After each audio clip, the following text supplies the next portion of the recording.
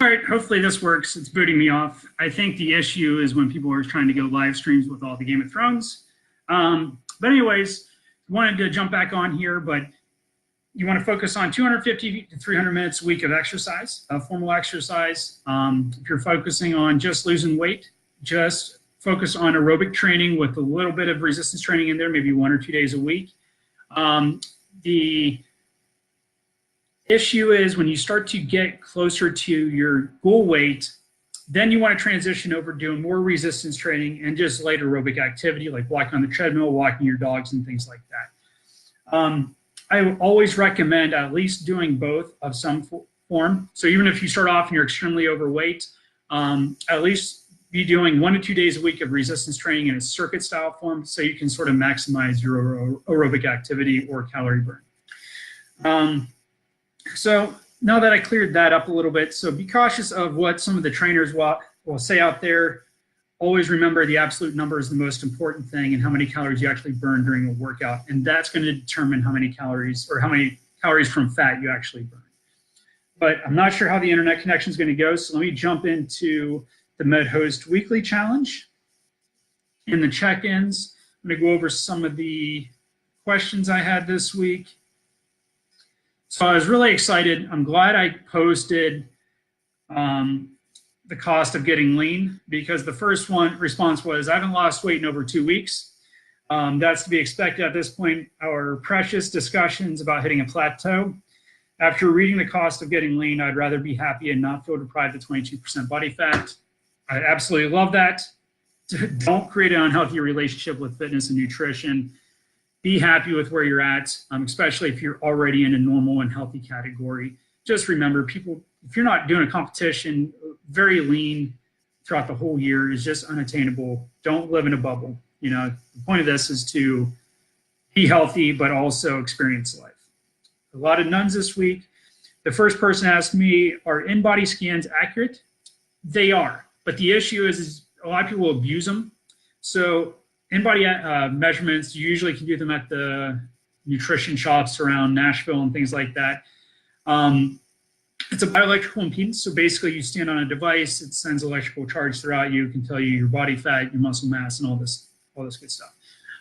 The issue is you only want to do that every 6 to 8 weeks, okay? Otherwise, you're going to get inaccurate readings, very similar if you take your body weight every single day, okay? Because there's a lot of things that are going to manipulate those variables. Hydration levels, carbohydrate levels, and things like that is going to give you different readings. So if you're going in there weekly to check your body fat composition, it's going to give you inaccurate measurements. It's going to mess with your head, very similar to weighing yourself every day.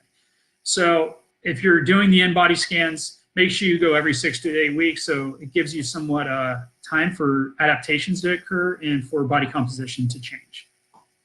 The next person, or the next question she had, I've always been a calorie counter and have hovered around 1,200 calories for years. I'm very active, around 8 to 10 hours of exercise, includes cardio and weights per week. Is it possible to not lose weight eating this calorie amount while exercising?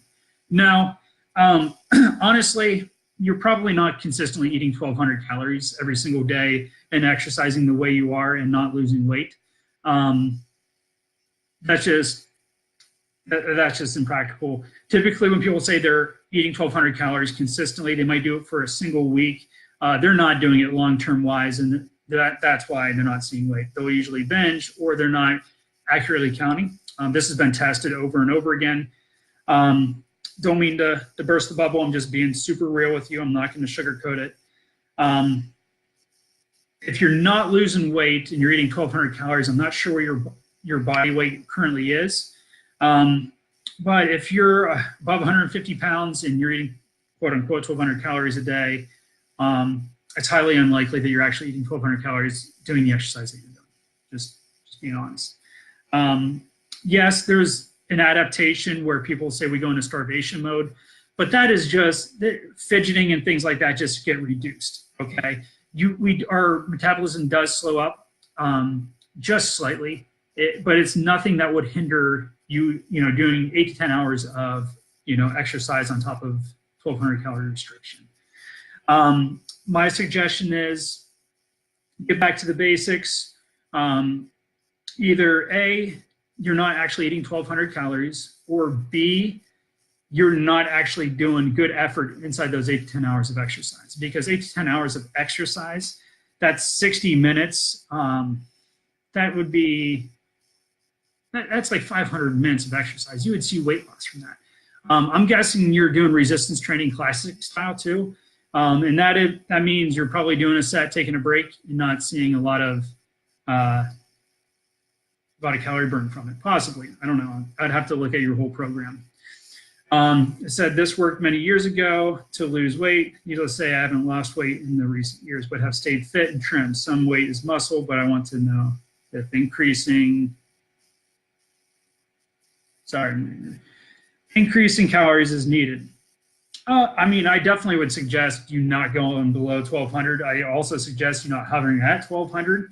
I would recommend staying around 1,500 calories a day the way you are exercising.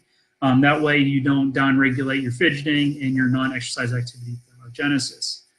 If you have questions on that, feel free to reach out to me specifically on that, and I'll coach you up on that. This person said they let too many sweets in, didn't make good carb choices.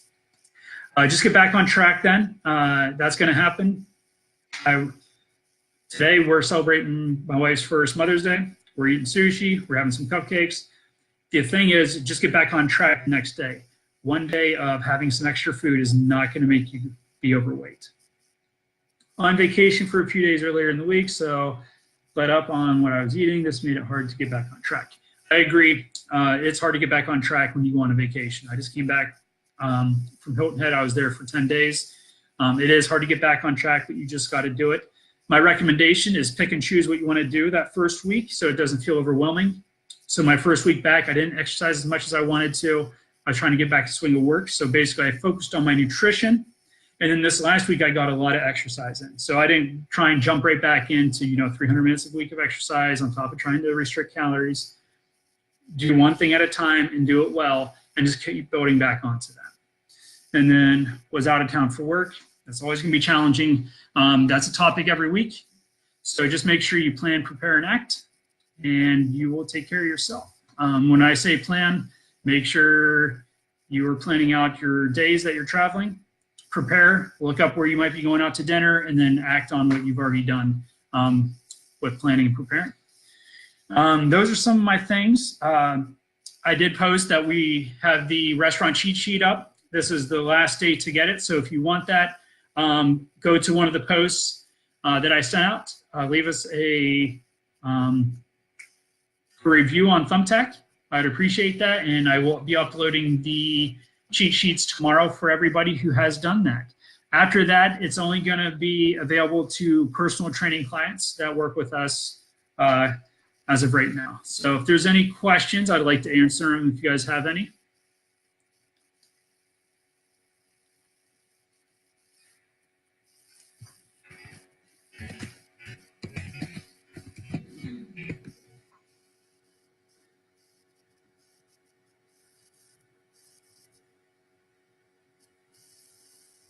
I'm not sure when that last video got cut off, so I'll have to go back through and see and make some comments.